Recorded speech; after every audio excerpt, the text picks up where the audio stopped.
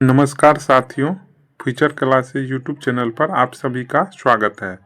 आज जो हम डिस्कशन करेंगे वो ऑफिसर एकेडमी के सर शशि शरण सर के द्वारा लिखित पुस्तक NCERT 360 डिग्री क्लास 6 to 12 इतिहास। तो इसी बुक से आज जो है कि क्लास 7th का अध्याय 5 का डिस्कशन करेंगे, जिसका नाम है जनजातियाँ, खानाबदोश और एक जगह बसे हुए समुदाय। तो इसी अध्याय का आज क्वेश्चन देखना है, जो सभी एग्जाम के लिए बहुत ही महत्वपूर्ण है। और जो भी साथी जीके जीएस और करंट अफेयर्स का टेस्ट देना चाहते हैं, वो सभी साथी टेलीग्राम ग्रुप से जुड़ जाइए। टेलीग्राम ग्रुप का लिंक कमेंट बॉक्स में मिलेगा। तो चलिए आज की कक्षा को प्रारंभ करते हैं। तो पहला क्वेश्चन में कह रहा है कि निम्न में से किस प्रकार के समाज को जनजातियां कहा जाता है। तो पहला कथन में दिया है सामाजिक एवं नियमों व कर्मकांडों को न मानने वाले को, यानी कहने का अर्थ ये हुआ जो सामाजिक का जो नियम है, कर्मकांड है, उसको न मानने वाले समुदाय है, उसको हम क्या बोलेंगे? जनजातियां बोलेंगे। तो पहला कथन सही है। दूसरा कथन में है कि असमान वर्गों से विभाजित न होने वाला, तो ये भी सही है। नातेदारी के संबंध से जुड़े हुए, तो ये भी सही है। तो हमारा आंसर हो जाएगा जो है कि सभी, यानी आंसर डी हो जाएगा। ठीक है। अब डिस्कशन में दिया गया है अलबत्ता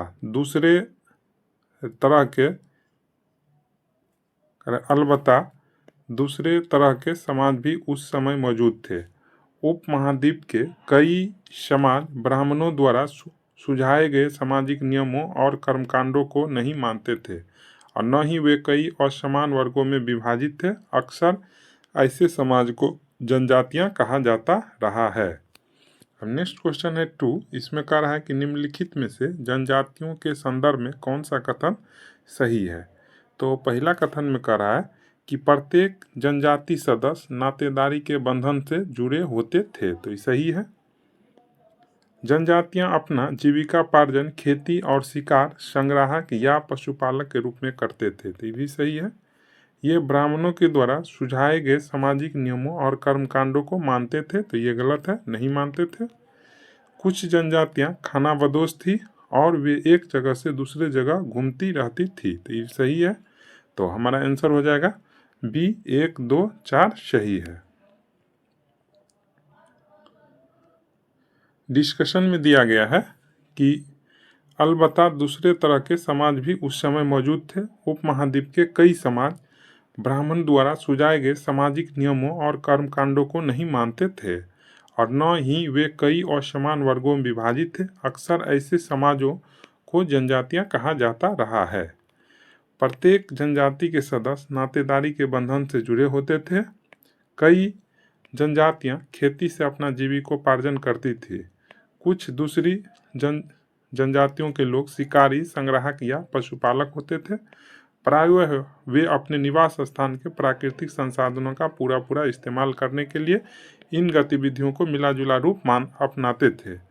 कुछ जनजातियां जो है कि खानाबदोश थी, वे एक जगह से दूसरी जगह घूमती रहती थी।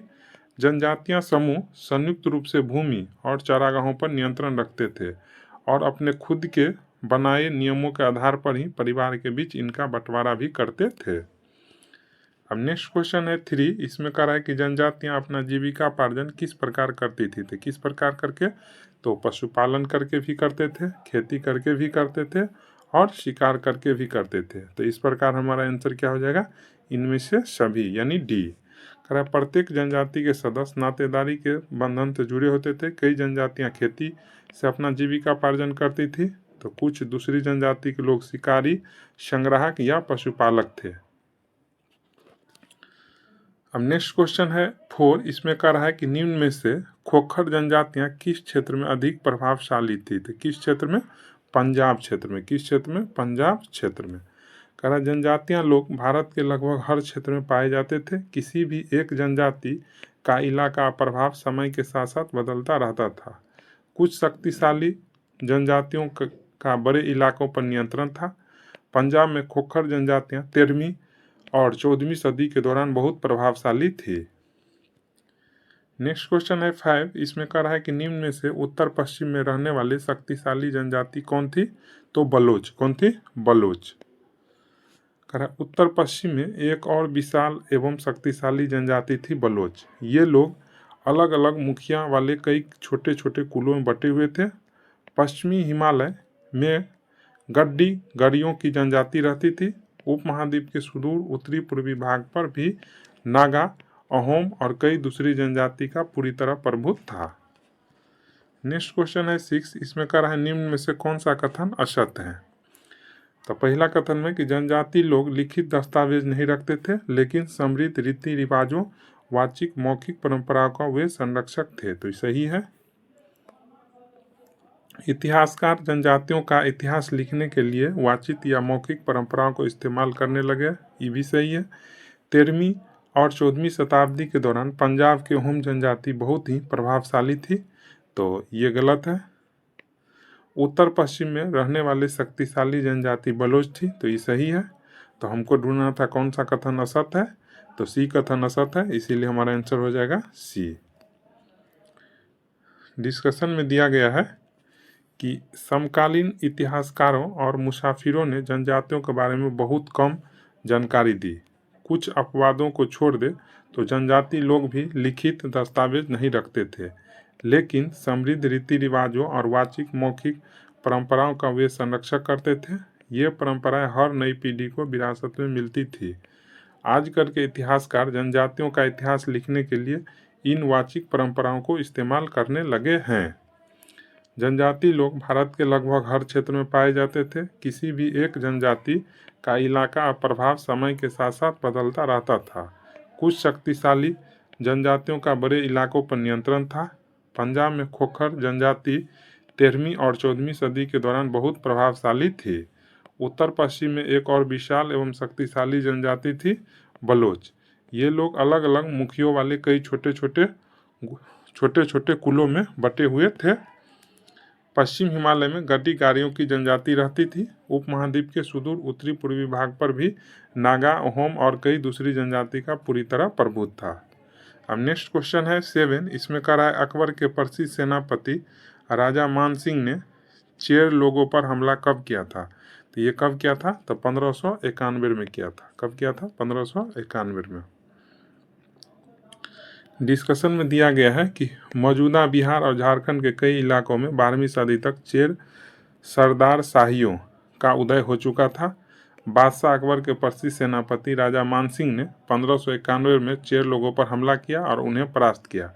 उन्हें लूटकर अच्छा खासा माल इकट्ठा किया, लेकिन वे पूरी तरह अधीन नहीं कर पाए। औरंगजेब के समय में मुगल सेनाओं ने चेर लोगों के कई किलों पर कब्जा किया और इस जनजाति को अपना अधीनस्थ बना लिया। इस क्षेत्र में रहने वाले महत्वपूर्ण जनजातियों में मुंडा और संताल थे, यद्यपि ये उड़ीसा और बंगाल में भी रहते थे।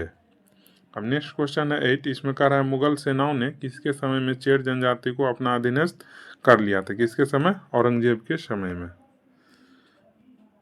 नेक्स्ट क्वेश्चन है 9, इसमें कह रहा है कि परिवारों या घरों के एक समूह जो एक पूर्वज की संतान होने का दावा करते हैं उन्हें क्या कहा जाता है? तो उन्हें कुल कहा जाता है। क्या कहा जाता है? कुल। कह रहा है कुल के बारे में बताया गया है। परिवार या घरों के ऐसे समूह को कुल कहते हैं जो एक ही पूर्वज की संतान होने का दावा करते हैं। जनजातीय संगठन प्रायः नातेदारी या कुल संबंधी निष्ठा पर आधारित होते हैं। अब नेक्स्ट क्वेश्चन है 10, इसमें कह रहा है कि निम्नलिखित कथनों पर विचार करें। विचार क्या करना है कि कौन सा कह रहा है कुट का प्रयोग करके गलत कथन का चयन करना है, यानी गलत कथन को जो है कि चुनना है। तो पहला कथन में है कि कर्नाटक और महाराष्ट्र की पहाड़ियों में कोली, बेराद तथा कई जनजातियों के निवास स्थान थे। तो सही है। भीलों की बड़ी जनजाति पश्चिम और मध्य भारत में फैली हुई है। तो ये भी सही है। 12वीं सदी तक बिहार और झारखंड के कई इलाकों में बलोच सरदार शाहियों का उदय हो चुका था। तो ये गलत है। 16वीं सदी तक आते आते खेतीहर व्यापारी बन चुके थे। तो ये भी गलत है। तो हमारा आंसर हो जाएगा जो है कि सी, 3 और 4 गलत है। डिस्कशन में दिया गया है कि मौजूदा बिहार और झारखंड के कई इलाकों में 12वीं सदी तक चेर सरदार शाहियों का उदय हो चुका था। बादशाह अकबर के प्रसिद्ध सेनापति राजा मानसिंह ने 1591 में चेर लोगों पर हमला किया और उन्हें परास्त किया। कर्नाटक और महाराष्ट्र की पहाड़ियों पर कोली, बेरार तथा कई दूसरी जनजातियों के निवास स्थान थे। कोली लोग गुजरात के कई इलाकों में भी रहते थे, यानी कोली समुदाय महाराष्ट्र में भी रहते थे, कर्नाटक में भी रहते थे, कुछ गुजरात के इलाकों में भी रहते थे। कुछ और दक्षिण में कोरागा, वेतर, मारवाड़ और दूसरी जनजातियों की विशाल आबादी थी। भीलों की बड़ी जनजाति पश्चिम और मध्य भारत में फैली हुई थी, यानी भील कहाँ कहाँ? पश्चिम और मध्य भारत में। 16वीं सदी का अंत आते आते उनमें से कई एक जगह बसे हुए खेतीहर और यहाँ तक कि जमींदार बन चुके थे। तब भी भीलों के कई कुल शिकारी संग्राहक बने रहे। मौजूदा छत्तीसगढ़, मध्य प्रदेश, महाराष्ट्र और आंध्र प्रदेश में गोंड लोग बड़ी तादाद में फैले हुए थे। अब नेक्स्ट क्वेश्चन 11, इसमें कह रहा है निम्न में से सबसे महत्वपूर्ण व्यापारी खानाबदोश कौन से थे? तो कौन थे? तो बंजारे थे। कौन थे? बंजारे। कह रहा है बंजारा लोग सबसे महत्वपूर्ण व्यापारी खानाबदोश थे। उनका कारवा टांडा कहलाता था। कारवा क्या कहलाता था? टांडा। सुल्तान अलाउद्दीन खिलजी बंजारों का ही इस्तेमाल नगर के बाजारों तक अनाज की ढुलाई के लिए करते थे। बादशाह जहांगीर ने अपने स्मरणों में लिखा है कि बंजारे विभिन्न इलाकों से अपने बैलों पर अनाज ले जाकर शहर में बेचते थे। सैन्य अभियानों के दौरान वे मुगल सेना के लिए खदानों की ढुलाई का काम करते थे। किसी भी विशाल सेना के लिए जो है 1 लाख बैल अनाज ढोते होंगे। अब नेक्स्ट क्वेश्चन है 12, इसमें कह रहा है बंजारों का करावा क्या कहलाता है? तो क्या कहलाता है? उसको टांडा बोलते हैं। क्या बोलते हैं? टांडा। तो आंसर हो जाएगा ए। नेक्स्ट क्वेश्चन है 13, इसमें कह रहा है निम्न में से बाजारों की व्यवस्था किस सुल्तान ने की थी? तो कौन किया था? अलाउद्दीन खिलजी ने किया था। कौन किया था? अलाउद्दीन खिलजी। अब नेक्स्ट क्वेश्चन है 14, इसमें कह रहा है कि 17वीं सदी के आरंभ में भारत आने वाला किस अंग्रेज व्यापारी ने बंजारों का वर्णन किया था? तो कौन किया था? पीटर मंडी ने। कौन किया था? पीटर मंडी।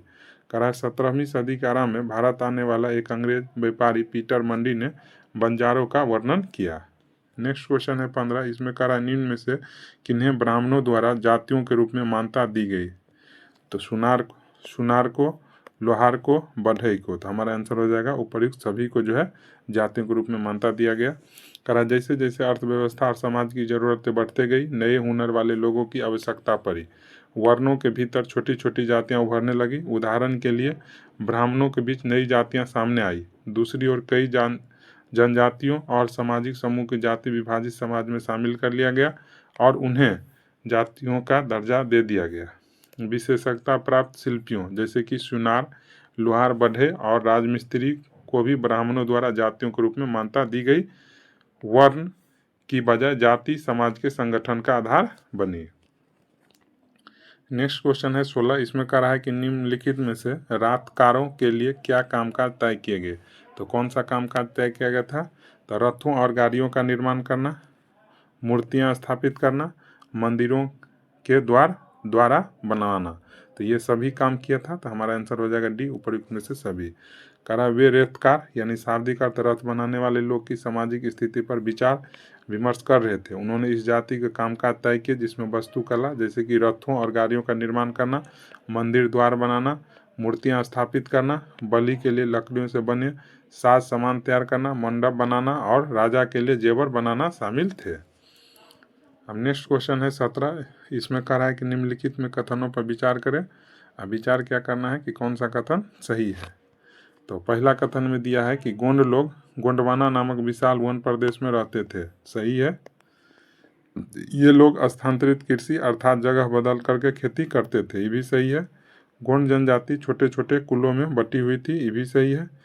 दिल्ली में कमजोर शासन के फलस्वरूप कुछ छोटे गोंड जनजाति बड़े गोंड सरदारों पर हावी होने लगे। ये गलत है। तो हमारा आंसर हो जाएगा डी, 1, 2, 3 सही है। डिस्कशन में दिया गया है कि गोंड लोग जो है कि गोंडवाना नामक विशाल वन प्रदेश में रहते थे। वे स्थानांतरित कृषि अर्थात जगह जगह बदल बदल करके खेती करते थे। विशाल गोंड जनजाति कई छोटे छोटे कुलों में बटी हुई थी। प्रत्येक कुल का अपना राजा या राय होता था। जिस समय दिल्ली के सुल्तानों की ताकत घट रही थी उस समय कुछ बड़े गोंड राज छोटे छोटे गोंड सरदारों पर हावी होने लगे थे अकबर के शासनकाल के इस इतिहास अकबरनामा में उल्लेखित है कि गढ़ कटेगा के गोंड राज्य में 70,000 गांव थे। अब नेक्स्ट क्वेश्चन है 18, इसमें कह रहा है कि 84 का विभाजन कैसे होता था। तो कैसे होता था, तो बर होतों में, किसमें, बर होतों में। कह रहा 84 का उप विभाजन बर होतों में होता था, जो 12 गाँव को मिला करके बनते थे। नेक्स्ट क्वेश्चन है 19, इसमें कह रहा है निम्नलिखित में से संग्राम सिंह की उपाधि किसने धारण किया था। तो कौन किया था, तो अमनदास। कौन धारण किया था, अमनदास जो है कि संग्राम सिंह की उपाधि धारण किया था। अब नेक्स्ट क्वेश्चन है 20, इसमें कह रहा है निम्नलिखित में से कौन सा कथन जो है कि असत्य है। तो पहला कथन में दिया है कि ब्राह्मण लोगों ने गोंड राजाओं से अनुदान में भूमि प्राप्त की और अधिक प्रभावशाली बन गए, सही है। गढ़ कटंगा के गोंड राजा अमनदास ने संग्राम शाह की उपाधि धारण की, भी सही है। संग्राम शाह के बेटा दलपत ने महोबा के चंदेल राजपूत राजा सातवाहन की पुत्री राजकुमारी दुर्गावती से विवाह की, सही है। रानी दुर्गावती ने अपने पति के नाम पर शासन की कमान संभाली, तो ये गलत है। तो हमारा आंसर हो जाएगा सी, केवल 4 जो है कथन असत्य है। डिस्कशन में दिया गया है कि बड़े राजों के उदय से गोंड समाज के चरित्र को बदल डाला। उनका मूलतः बराबरी वाला समाज धीरे धीरे और समान सामाजिक वर्गों में विभाजित हो गया। ब्राह्मण लोगों ने गोंड राजाओं से अनुदान में भूमि प्राप्त की और अधिक प्रभावशाली बन गए। गोंड सरदारों को अब राजपूत के रूप में मान्यता प्राप्त करने की चाहत हुई। इसीलिए गढ़ कटंगा के गोंड राजा अमनदास ने संग्राम शाह की उपाधि धारण की। उसके पुत्र दलपत ने महोबा के चंदेल राजपूत राजा शालावाहन की पुत्री राजकुमारी दुर्गावती से विवाह किया। दलपत की मृत्यु कम उम्र में हो गई। रानी दुर्गावती बहुत योग्य थी और अपने अपने 5 साल के पुत्र वीर नारायण के नाम पर शासन की कमान संभाली। नेक्स्ट क्वेश्चन है 21, इसमें कह रहा है कि निम्न में से रानी दुर्गावती ने किसके नाम पर शासन की कमान संभाली। तो किसके नाम पर, तो वीर नारायण के नाम पर, वीर नारायण के नाम पर। नेक्स्ट क्वेश्चन है 22, इसमें कह रहा है निम्न में से किसके नेतृत्व में मुगल सेना ने गढ़ कटंगा पर हमला किया था। तो आसिफ खान के नेतृत्व में। तो आंसर हो जाएगा बी। कह रहा है कि उसके समय में राज्य का और अधिक विस्तार हुआ। 1565 में आसिफ खान के नेतृत्व में मुगल सेनाओं ने गढ़ कटंगा पर हमला किया। नेक्स्ट क्वेश्चन है 23, इसमें कह रहा है कि निम्नलिखित कथन पर विचार करें। विचार क्या करना है कि कौन सा कथन जो है सही है, ठीक है। तो पहला कथन में है कि अहोम लोग म्यांमार से आकर के ब्रह्मपुत्र घाटी में आ बसे, तो सही है। उन्होंने भूया लोगों की पुरानी राजनीतिक व्यवस्था का दमन करके नए राज्य की स्थापना की, भी सही है। 1662 में आसिफ खान के नेतृत्व में मुगलों ने अहोम राज्य पर हमला किया, तो गलत है। 16वीं सदी के दौरान उन्होंने चूटियों और कोच हाजों के राजों को अपने राज्य में मिला लिया, तो सही है। तो हमारा आंसर हो जाएगा सी, 1, 2, 4 सही है। अब डिस्कशन में दिया गया है अहोम लोग मौजूदा म्यांमार से आकर के 13वीं सदी में ब्रह्मपुत्र घाटी में आ बसे। उन्होंने भूया यानी भूस्वामी लोगों की पुरानी राजनीतिक व्यवस्था का दमन करके नए राज्य की स्थापना की। 16वीं सदी के दौरान उन्होंने चूटियों 1523 और कोच हाजों 1581 के राज्यों को अपने राज्य में मिला लिया। उन्होंने अन्य जनजातियों को भी अधीन कर लिया। अहोम ने एक बड़ा राज्य बनाया। इसके लिए 1530 के दशक में ही इतने वर्ष पहले आग्नेय अस्त्रों का इस्तेमाल किया। 1660 तक आते आते वे उच्च स्तरीय बारूद और तोपों का निर्माण करने में सक्षम हो गए थे, लेकिन अहोम लोगों को दक्षिण पश्चिम से कई आक्रमणों का सामना करना पड़ा। 1662 में मीर जुमला के नेतृत्व में मुगलों ने अहोम राज्य पर हमला किया। कब हमला किया? 1662 में। नेक्स्ट क्वेश्चन है 24, इसमें कह रहा है निम्न में से किसके नेतृत्व में मुगलों ने अहोम राज्य पर हमला किया। तो किसके नेतृत्व में? तो मीर जुमला के नेतृत्व में।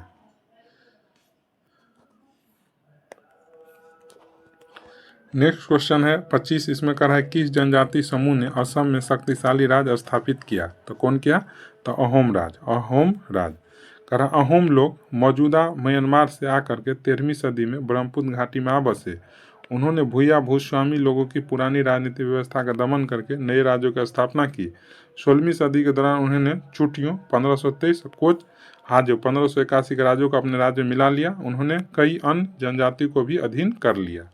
अब नेक्स्ट क्वेश्चन है 26, इसमें कह रहा अहोम राज के लिए जिन लोगों ने जबरन काम किया जाता था वे क्या कहलाते थे? तो क्या कहलाते थे? तो उसको पाइक बोलते थे। क्या बोलते थे? पाइक।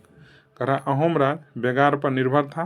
राज के लिए जिन लोगों ने जबरन काम किया जाता था वे पाइक कहलाते थे। अहोम राज में एक जनगणना की गई थी। प्रत्येक गांव को अपने बारी आने पर निश्चित संख्या में पाइक भेजने होते थे। इसके लिए जनगणना के बाद सघन आबादी वाले इलाकों से कम आबादी वाले इलाकों में लोगों को स्थानांतरित किया गया। इस प्रकार अहोम कुल टूट गया। 17वीं शताब्दी के पूर्वार्ध में पूरी होते होते प्रशासन खासा केंद्रीकृत हो चुका था।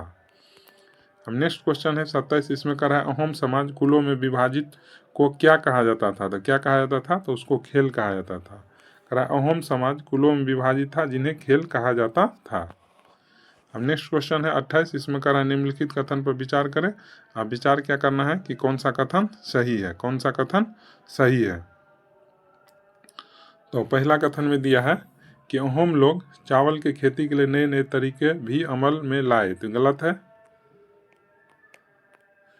दूसरा कथन अहोम समाज कुलों में बटा हुआ था जिन्हें खेल कहा जाता था, तो ये भी गलत है।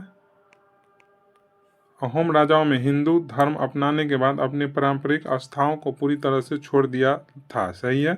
पुरंजी नामक इतिहास कृतियों को पहले असमिया भाषा में और फिर अहोम भाषा में लिखा गया था, ये भी सही है। तो हमारा आंसर हो जाएगा सी, 3 और 4 सही है।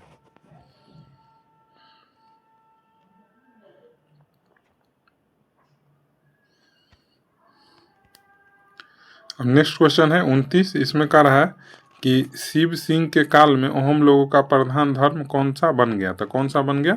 तो हिंदू। अब डिस्कशन में दिया है कि शुरुआत में अहोम लोग अपने जनजातीय देवताओं की उपासना करते थे, लेकिन 17वीं सदी के पूर्वार्ध में ब्राह्मणों के प्रभाव में बढ़ोतरी हुई। मंदिरों और ब्राह्मणों को राजा के द्वारा भूमि अनुदान में दी गई।